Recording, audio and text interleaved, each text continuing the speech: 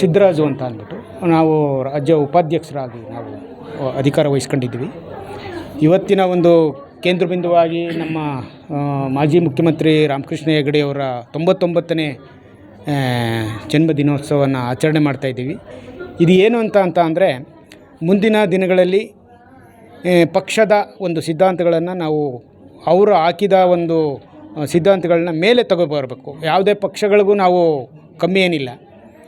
ನಮ್ಮದೇ ಆದ ಒಂದು ಸಿದ್ಧಾಂತನ ಇಟ್ಕೊಂಡು ಅವ್ರು ಹಾಕ್ಕೊಟ್ಟಿರೋಂಥ ಒಂದು ತತ್ವ ಸಿದ್ಧಾಂತಗಳನ್ನ ನಾವು ಅಳವಡಿಸ್ಕೊಂಡು ಎಲ್ಲರೂ ಮುಂದೆ ಎಲ್ಲ ಕ್ಷೇತ್ರಗಳಲ್ಲೂ ಸ್ಥಳೀಯ ಸಂಸ್ಥೆ ಚುನಾವಣೆಗಳಾಗಿರ್ಬೋದು, ರಾಜ್ಯಸಭೆ ಆಗಿರ್ಬೋದು, ಲೋಕಸಭೆ ಆಗಿರ್ಬೋದು, ಎಲ್ಲ ಕ್ಷೇತ್ರದಲ್ಲೂ ನಾವು ಚುನಾವಣೆಗೆ ತಯಾರು ಮಾಡ್ಕೊಳ್ತಾ ಇದ್ದೀವಿ.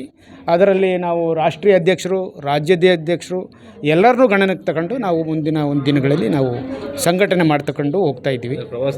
ಪ್ರವಾಸದಲ್ಲೂ ಇವಾಗಲೇ ನಾವು ಸ್ಟಾರ್ಟ್ ಮಾಡಿದ್ದೀವಿ. ಇವತ್ತಿನ ಒಂದು ಇದೇನು ಇದೆ, ಇವತ್ತು ಇದೇ ಒಂದು ಬೇಸ್ ಅಂತ ಇಟ್ಕೊಂಡು ಇಲ್ಲಿಂದ ನಾವು ಎಲ್ಲ ರಾಜ್ಯಗಳಲ್ಲೂ ಸಮೀಕ್ಷೆಗಳು ಮಾಡಿದ್ದೀವಿ.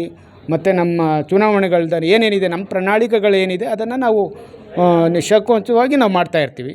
ಅದರಲ್ಲಿ ಏನು ಎರಡು ಮಾತುಗಳಿಲ್ಲ. ಒಳ್ಳೆಯದಾಗುತ್ತೆ. ಒಂದು ನಮ್ಮ 100% ಕಾಣ್ತೀವಿ. ನಮ್ಮ ಒಂದು ಆ ಭರವಸೆ ನಮಗಿದೆ.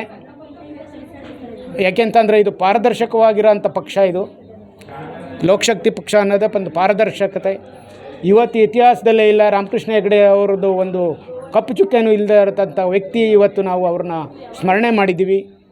ಅವ್ರ ತತ್ವ ಸಿದ್ಧಾಂತಗಳನ್ನ ಮುಂದೆ ನಾವು ಕೊಂಡೋಗ್ತೀವಿ ಅನ್ನೋ ಒಂದು ಇದನ್ನು ನಾವು ಇವತ್ತಿನ ಇದರಲ್ಲಿ ನಾವು ಹೇಳೋಕ್ಕೆ ಇಷ್ಟಪಡ್ತಾ ಇದ್ದೀವಿ. Thank you.